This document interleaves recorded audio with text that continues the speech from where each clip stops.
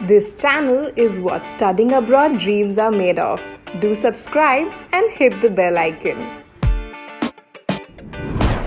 Hi, I'm Pavitra Amma Shankar and I'm currently a master's student at Technical University of Denmark.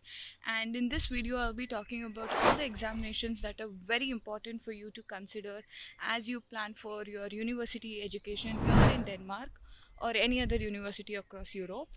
So today the weather was quite pleasant here, so I thought of taking a walk while I record this video and also show you the beauty of Denmark. Generally, there are various requirements as you plan for your higher education here in Denmark or anywhere else in Europe. So, for an easy understanding, I'll just divide this requirements into two parts. One would be the specific requirements, and the other one would be the general requirements.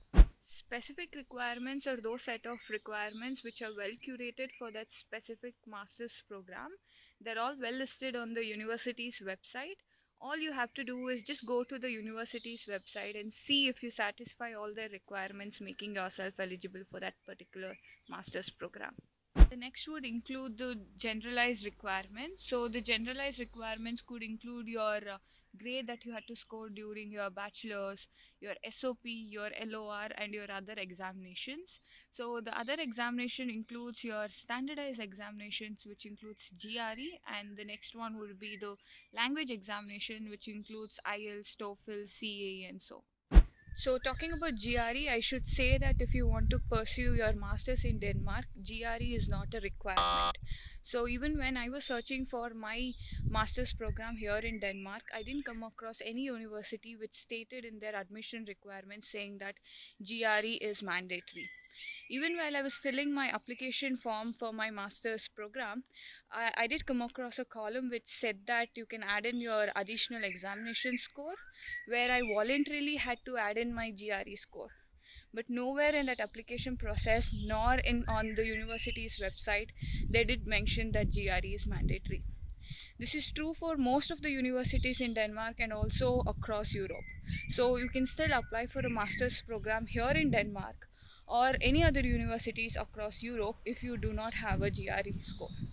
The next is the language examination. The Danish Ministry of Higher Education states that you need to produce a documented language examination score as you plan for your master's education at any of the universities here in Denmark. The examinations which are widely accepted here in Denmark at any of the universities are IELTS, TOEFL, and CAE. So if you have a score from any one of this examination, it is fine enough for you to apply to any of the master's program here in Denmark. But the thing is, each of these language examination scores has a cutoff. So you need to check for this cutoff at all the universities' website, which would have been stated.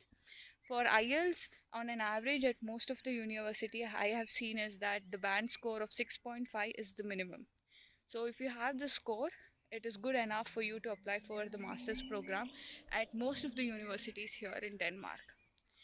From my experience and also from those from my friends too, so I would say that it is better if you take your IELTS examination and put the IELTS band score in your application. And also this could be because IELTS is more flexible, and also I've seen that it is more preferable here in Denmark. So overall I would say that GRE is not important when you plan to apply for your master's program, and here in Denmark especially. And if you have a good IELTS score, it is good enough for you to apply for your master's program here in Denmark. I hope this video is useful for those who are planning to apply for master's program, and all the best.